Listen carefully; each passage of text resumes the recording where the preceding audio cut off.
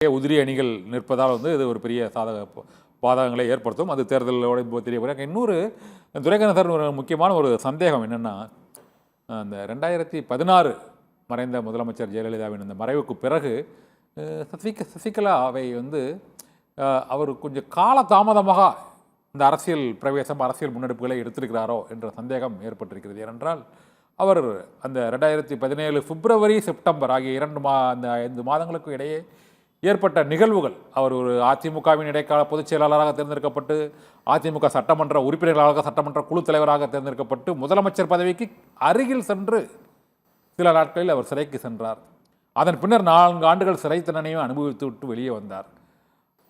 அப்போதும் அவருக்கு ஒரு பிரம்மாண்ட வரவேற்பு வழங்கப்பட்டது.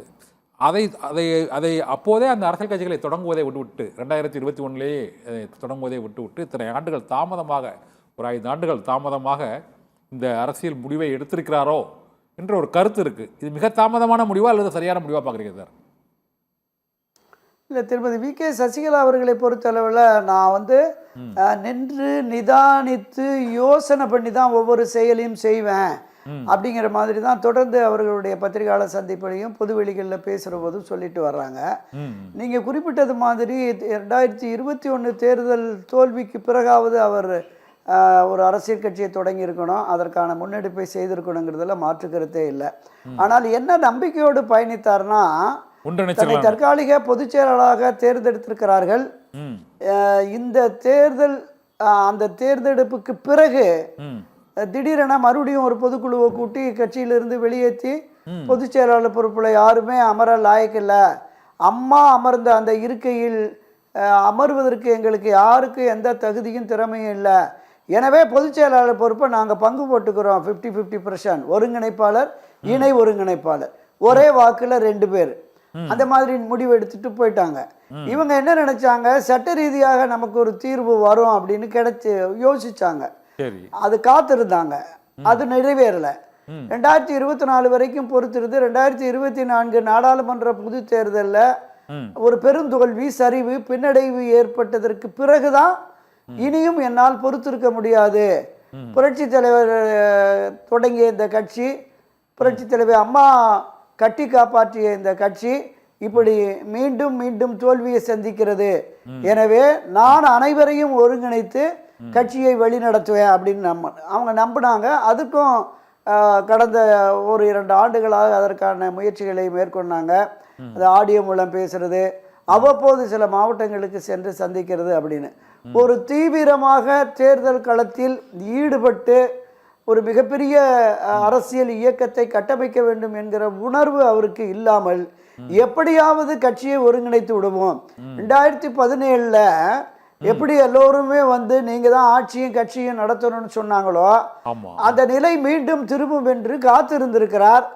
அது நடைபெறாத சூழ்நிலையில் தொடர்ந்து திரு எடப்பாடி பழனிசாமி பிடிவாத போக்கில் இருப்பதால் அவருக்கு நாம் பாடம் புகட்டணுங்கிறதுனால தான் இப்போ ஒரு டைலாக் கூட வந்திருக்காங்க, துரோகிகளையும் எதிரிகளையும் வேரோடும் வேரடி மண்ணோடும் வீழ்த்தி விட்டு அம்மாவின் ஆட்சியை, புரட்சி தலைவர் எம்ஜிஆர் அம்மா நடத்திய அந்த நல்லாட்சியை கொண்டு வருவோம் அப்படிங்கிற சங்கல்பத்தை எடுத்து களமாடுகிறார்.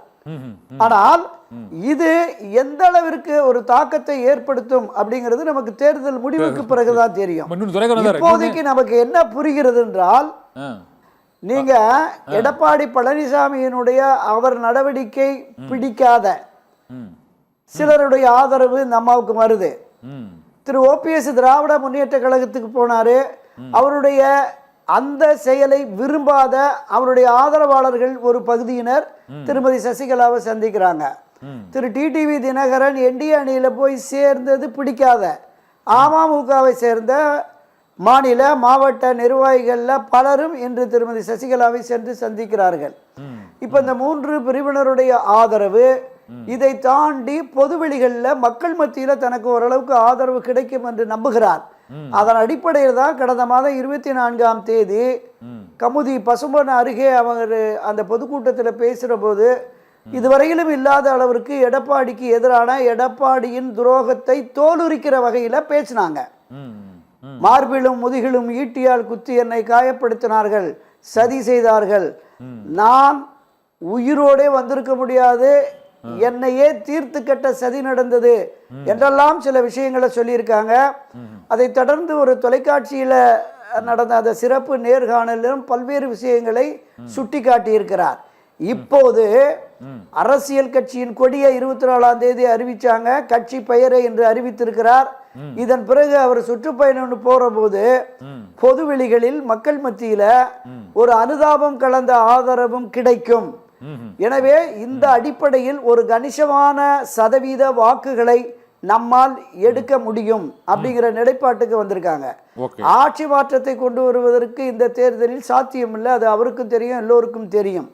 குறிப்பிட்ட சில தொகுதிகளை நிற்கிற பொழுது நான் தொடக்கத்துல சொன்ன மாதிரி அமமுகவே 22 தொகுதினா அதை விட 2 மடங்கு அந்த பகுதிகளில் ஆதரவு இவர்களுக்கு இருக்கிறது. நான் சொன்ன இந்த 4-5 பிரிவினருடைய ஆதரவு, பொதுமக்களில் ஒரு சிலருடைய அனுதாபம் கலந்த ஆதரவு, இந்த வாக்கு சதவீதம் ஒரு 50-60 தொகுதிகளில் அண்ணா திராவிட முன்னேற்ற கழகம் திரு எடப்பாடி பழனிசாமி தலைமையிலான அதிமுகவின் வெற்றியை பாதிக்கும் என்பதுதான் கள யதார்த்தம் கண்ணன்.